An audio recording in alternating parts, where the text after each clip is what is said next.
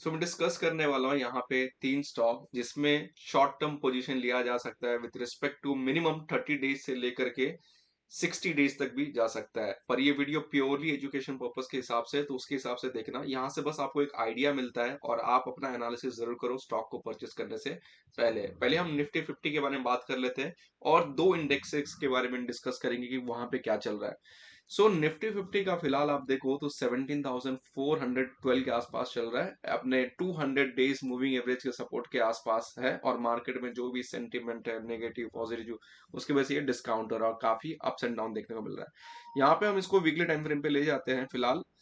तो यहाँ पे आप देखोगे कि इसका जो अभी भी स्ट्रॉन्ग सपोर्ट है, ये strong support 50 weeks moving average का और 100 वीक्स का अराउंड 17,000 के आसपास है। तो मेरा मानना है कि मार्केट 17,000 के नीचे बहुत कम चांसेस है कि यहाँ पे जा पाएगा। सेकंड, यहाँ पे आप देखो कि फिलहाल जो गैप डाउन ओपनिंग हुआ था यहाँ पे, इसको फिलअप करना पड़ेगा। अब मे बी नेक्स्ट वीक में शायद अपसाइड देखने को मिलेगा। यहाँ से कुछ अभी फिलहाल क्लियरिटी नहीं है कि यहाँ पे एक हैमर पैटर्न फॉर्म हो रहा है जो 200 डेज के नीचे है। राइट, ये चीज आपको नोटिस करना है, जो कि एक तरह से सेलर को एक तरह से रिजेक्ट करे, लेकिन फिर भी गैप डाउन ओपनिंग हुआ है। तो ये नोटिस करना है। उसका जो रेजिस्टेंस है अभी के टाइम पे, अगर आप ड्रॉ करो यहाँ से आपको दिखेगा, ये एक तरह से रेजिस्टेंस और स्ट्रॉन्ग ट्रेंड लाइन जो है ये रेजिस्टेंस की तरह काम करेगा। राइट, तो मार्केट यहाँ से जाकर जब तक इसको ब्रेक नहीं करता 17,600 17,650 को, तब तक ऊपर नहीं भागेगा। तो हमने निफ्टी 50 की बात कर ली। अब एक दो इंडेक्स के बारे में डिस्कस करूंगा। पहला मैं जो यहाँ पे डिस्कस करने वाला हूं, आपका निफ्टी, दो ने तीन कर लेते हैं, Nifty F am sorry Nifty pharma. Nifty pharma में आप अपना नजर बनाए रखना, क्योंकि निफ्टी फार्मा अभी के टाइम पे कहूँ तो बहुत नीचे की तरफ ट्रेड कर रहा है। यहाँ पे वीकली टाइम फ्रेम पे लेके आता हूँ, आपको कुछ इंटरेस्टिंग चीज दिखाई देगा। यहाँ पे दिखेगा कि निफ्टी 50 जो सॉरी निफ्टी फार्मा था, ऑलमोस्ट 14,600 14,700 के आसपास चल रहा था। अभी के टाइम पे ऑलमोस्ट 3,000 के आसपास पॉइंट करेक्शन हो चुका है और 200 वीक्स का मूविंग एवरेज का सपोर्ट ले सकता है। मतलब 11,500 एक स्ट्रॉन्ग सपोर्ट की तरह काम करेगा निफ्टी फार्मा के लिए। और यहाँ से अगर इसको अगर ब्रेक करता है, जो कि लेस चांसेस है, अगर ब्रेक करेगा तो इसका नेक्स्ट आप 10,000 के आसपास का पकड़ के चलना। And this will be the time where most of the companies के अंदर में लोग इन्वेस्टमेंट करने का प्लानिंग करेंगे। राइट, तो ये मेरा एक स्ट्रॉन्ग लेवल है 10,700 के आसपास, ये लाइन के आसपास ही रहना चाहिए, क्योंकि निफ्टी फार्मा में अभी भी वैल्यूएशन स्ट्रांग है। लॉन्ग टर्म में सीडीएमओ बिजनेस, एपीआई बिजनेस, कुछ ऐसे बिजनेस को आप ट्रैक कर सकते हो। तो ये मार्केट जरूर देखना निफ्टी फार्मा का, स्टॉक्स में जिसमें जाइडस वेलनेस हो या दूसरी कंपनीज हो, आप उठा लेना। उसके बाद नेक्स्ट अगर हम देखें निफ्टी आईटी, फिलहाल जो मेजर निफ्टी आईटी में क्या चल रहा है फिलहाल। तो निफ्टी आईटी में अगर हम आ जाते हैं तो यहाँ पे आप देखोगे कि बीच में इनक्लाइन डब्ल्यू पैटर्न बनाया था, पर कुछ काम नहीं चला इससे। एक तरीके से यहाँ पे मैं इसको हाईलाइट कर देता हूँ तो आपको दिखाई देगा। तो हाईलाइट कर देता हूँ कि एक लगा था कि यहाँ से भाई अब रिवर्सल हो गया है, चांसेस है कि यहाँ से ब्रेकआउट होगा। यहाँ पे टेम्परेरी ब्रेकआउट भी यहाँ से हुआ था, लेकिन अभी इसके ऊपर जो 20 वीक्स है वो एक तरह से स्ट्रॉन्ग रेजिस्टेंस की तरह काम कर रहा है, उसको ब्रेक नहीं करने दे रहा है। सो अभी के टाइम पे आप इसमें किस तरह से ड्रॉ कर सकते हो, तो मैं कैसे ड्रॉ करूंगा यहाँ पे, अगर मुझे ड्रॉ करना है या ट्रेड लेना है, पोजिशनल ट्रेड क्योंकि मैं करता हूँ। राइट, पोजिशनल ट्रेड में थोड़ा सा सुकून रहता है, बाकी सारे ट्रेड में तो टेंशन ही है। राइट, सो पोजिशनल ट्रेड के लिए जहाँ पे हम एक्सपेक्ट करते हैं मिनिमम 15 से लेकर के 20% के आसपास, तो यहाँ पे आपको देखेगा कि एक triangle pattern, rising triangle pattern बन सकता है। राइट, यहाँ पे 50 वीक्स और 20 वीक्स मूविंग एवरेज का सपोर्ट है, तो ये लेवल 29,000 एक क्रूशियल पॉइंट हो जाता है। अगर मार्केट में कुछ ज्यादा आया तो ये सारे के सारे आप इसके नीचे लेवल ड्रॉ कर सकते हो। और 25,000 तो एकदम स्ट्रॉन्ग सपोर्ट है आईटी के लिए। तो ये राइजिंग ट्राइंगल पैटर्न है विद लोअर हाई, तो ये चीज देखना। तो यहाँ से ब्रेकआउट जब दिखेगा 30,000 के आसपास, 31,000 के आसपास, निफ्टी आईटी में रैली आ जाएगा। एक और ले लेते हैं, निफ्टी रियल्टी। उसके बाद हम स्टॉक्स के ऊपर आ जाएंगे। निफ्टी रियल्टी में भी रिवर्सल देखने को मिलेगा, इंटरेस्ट रेट की वजह से भी एक टाइम पे डाउन है। यहाँ पे बुलिश इनगल्फिंग फॉर्म हुआ है। यहाँ पे मैं क्या कंसिडर कर रहा हूँ, आप देखो कि निफ्टी जो रियल्टी है, एक टाइम पे काफी लंबे समय के बाद इसमें ब्रेकआउट हुआ था जब हम ट्रेड कर रहे थे, और इसमें डीएलएफ ये सारी कंपनीज में काफी भागा था। उसके बाद अभी करेक्शन हुआ, रिटेस्ट करने के लिए फिर से इस लेवल पे आ रहा है। राइट, तो 375 के आसपास का स्ट्रॉन्ग सपोर्ट बन जाता है निफ्टी रियल्टी के लिए। तो आप रियल्टी के स्टॉक्स जरूर ट्रैक करते रहना, ओबेरॉय रियल्टी, गोदरेज प्रॉपर्टी और भी कंपनीज है। राइट, अपने लिस्ट में लगा के रखना।